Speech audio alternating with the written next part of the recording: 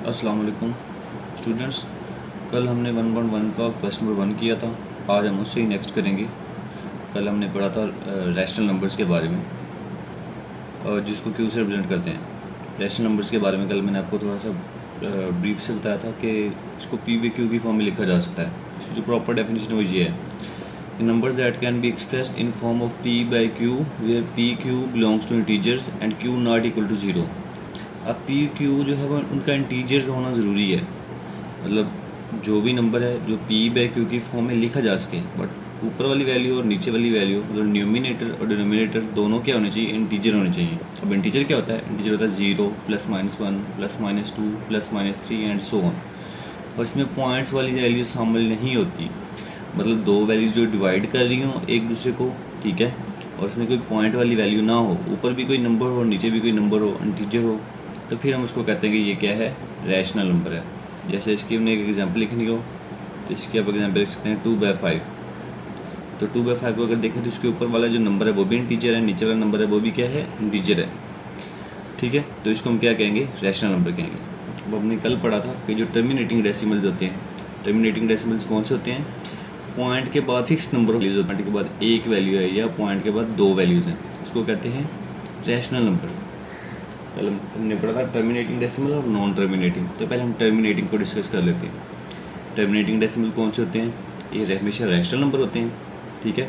ये पॉइंट के बाद एक या दो कोई फिक्स नंबर ऑफ वैल्यूज़ होती हैं। पॉइंट के बाद यहाँ पे एक वैल्यू है, यहाँ पे दो वैल्यूज़ है, कोई डॉट डॉट डॉट नहीं लगा होता। डॉट का मतलब होता है कि वो टर्मिनेटिंग नहीं है, वो नॉन टर्मिनेटिंग है। ये है टर्मिनेटिंग, पॉइंट के बाद एक वैल्यू है या दो वैल्यू है। तो हम देखेंगे क्या ये रैशनल है या इरेशनल है। कल तो हमने इसको कहा था कि ये रैशनल है, अब हमें प्रूव करना है कि ये पी बाई क्यू की फॉर्म में भी लिखा जा सकता है, ठीक है। अब 2.15 है तो हमने पढ़ा था जिसके ओवर में कुछ नहीं होता, क्या होता है 1। क्या ये रैशनल है? नहीं, हम इसको रैशनल नहीं कह सकते। क्यों? अगर आप ऊपर वाली वैल्यू देखें, क्या वो इंटीजर है? नहीं, वो तो इंटीजर ही नहीं है, क्योंकि हमने अभी ऊपर पढ़ा कि पॉइंट वाली वैल्यूज तो इंटीजर नहीं होती, तो इसलिए इसको ऐसे रैशनल नहीं कह सकते। हम इसको देखेंगे क्या ये रैशनल है या नहीं है। वो कैसे देखेंगे? इसका पॉइंट ख़त्म कर लेते हैं। तो पॉइंट कैसे ख़त्म होता है? पॉइंट की जगह 1 लगा लेते हैं, आगे जितने नंबर्स होते हैं उतने क्या लगते हैं, जीरोज लगते हैं। तो यह जगह 215/100। अब ऊपर वाला देखें क्या इंटीजर है? यस, बिल्कुल इंटीजर है। वो पॉइंट वाली वैल्यू नहीं, सिंपल वैल्यू है। नीचे वाला देखें क्या इंटीजर है? यस, बिल्कुल इंटीजर है। तो अभी देखें ये पी बाई क्यू की फॉर्म में लिखा गया, पी और क्यू क्या है, इंटीजर है। तो अब ये रैशनल नंबर प्रूव हो गया। इस तरह 6.5 को देख लेंगे और एग्जांपल। तो इस तरह तो हम इसको रैशनल नंबर नहीं कह सकेंगे, क्योंकि ये पॉइंट वाली वैल्यू है, तो हमें पहले इसका पॉइंट ख़त्म करना पड़ेगा। डेसिमल पॉइंट कैसे ख़त्म होगा? पॉइंट की जगह 1 आ जाता है, आगे जितनी वैल्यूज़ हों उतने जीरोज आ जाते हैं। तो ये 65/10 आएगा। अब आप देखें तो ऊपर वाली वैल्यू भी इंटीजर है, पॉइंट वाली वैल्यू नहीं है, नीचे वाली भी वैल्यू इंटीजर है, पॉइंट वाली वैल्यू नहीं है, तो ये भी क्या होगा, रैशनल नंबर होगा। नेक्स्ट हम करते हैं नॉन टर्मिनेटिंग। अब नॉन टर्मिनेटिंग में हमने दो केस पढ़े थे, नॉन रिकरिंग और रिकरिंग, ठीक है। अब जो नॉन रिकरिंग है वो क्या है? नॉन टर्मिनेटिंग तो पहली बात ऐसे होंगे जिसमें आगे डॉट डॉट डॉट लगा होगा। ऐसा नहीं होगा कि पॉइंट के बाद 1, 2 या 3 फिक्स नंबर ऑफ वैल्यूज़ हैं, ठीक है। तो नॉन टर्मिनेटिंग के दो केसेस हैं। पहला केस क्या है कि पॉइंट के बाद कोई वैल्यू ना रिपीट हो रही है, चाहे वो 1 है, 2 है या 3 नंबर है, जितने भी ना वो बार बार रिपीट हो रहे हैं। और नॉन रिकरिंग क्या होता है? रिकरिंग में रिपीट होता है, नॉन रिकरिंग में कभी कोई वैल्यू आ रही है, कभी कोई वैल्यू आ रही है, मतलब कोई पैटर्न फॉलो नहीं हो रहा, ठीक है। डिफरेंट वैल्यूज आती जा रही हैं, जैसे यहाँ पे कभी 6 आ रहा है, कभी 7, कभी 1, कभी 2, कभी 3। और हमने इन नंबर्स को क्या कहा था कि ये इरेशनल है। जो नॉन रिकरिंग है वो क्या है, इरेशनल। इसका मतलब है इसको हम पी बाई क्यू की फॉर्म में दो इंटीजर्स के डिवीजन की फॉर्म में नहीं लिख सकते, ठीक है। तो ये यहीं पे रहेगा। नेक्स्ट आते हैं, हमने पढ़ा था जी रिकरिंग। रिकरिंग क्या होते हैं? रैशनल होते हैं। अब रिकरिंग कौन से होते हैं? पॉइंट के बाद कोई fix number of values repeat हो रही हैं, जैसे 6 6 6 यहाँ पे रिपीट हो रहा है, जो 3 5 3 5 3 5 रिपीट हो रहा है, बार बार आ रहा है, ठीक है। तो ये भी क्या होते हैं, रैशनल होते हैं। तो हमने देखना है कि हम इनको पी बाई क्यू की फॉर्म में कैसे लिख सकते हैं, और यही हमारा एक्सरसाइज 1.1 का क्वेश्चन नंबर 3 है कि आपने इनको पी बाई क्यू की फॉर्म में लिखना है। अगर ये रैशनल है तो इनको रैशनल की डेफिनेशन को सेटिस्फाई करना चाहिए, इनको पी बाई क्यू की फॉर्म में लिखा जाना चाहिए।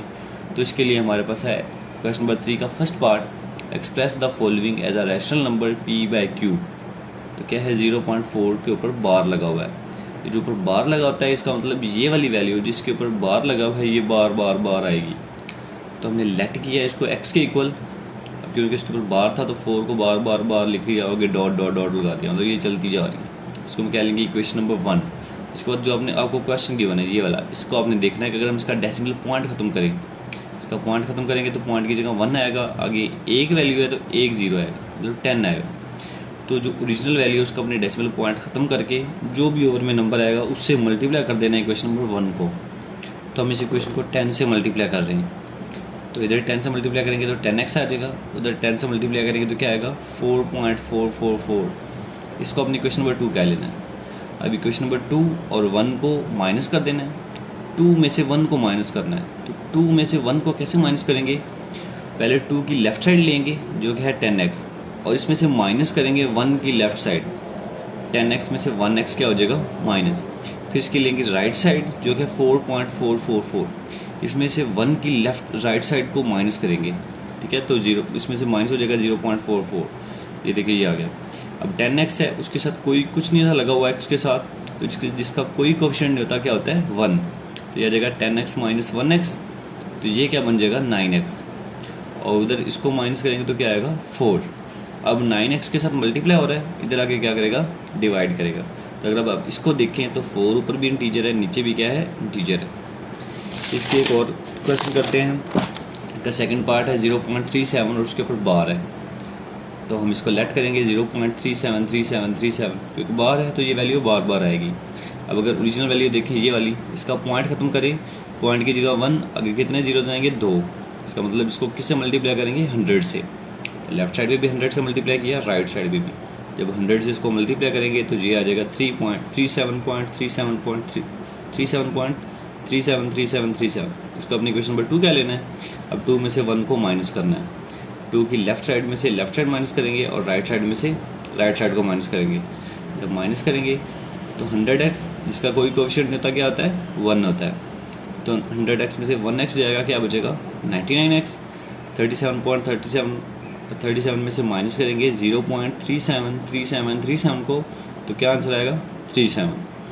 अब 99 मल्टीप्लाई हो रहा है, इधर आके क्या करेगा डिवाइड।